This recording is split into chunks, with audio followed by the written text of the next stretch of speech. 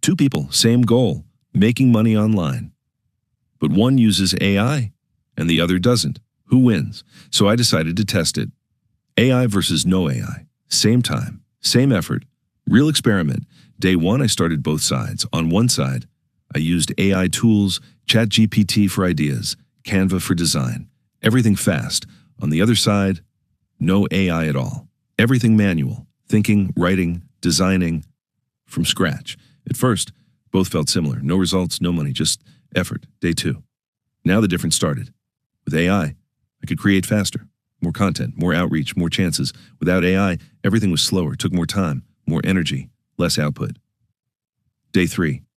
Something interesting happened. The AI side started getting responses, small but real. The no AI side, still struggling. Not enough volume, not enough reach. Day four. Now it was clear. AI wasn't magic, but it was leverage. It multiplied effort.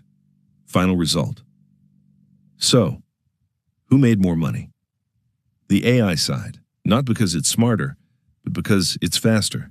Important truth: AI doesn't replace work. It amplifies it. If you don't take action, AI won't help you. What you should do: don't avoid AI. Learn to use it. Even basic tools can give you an advantage.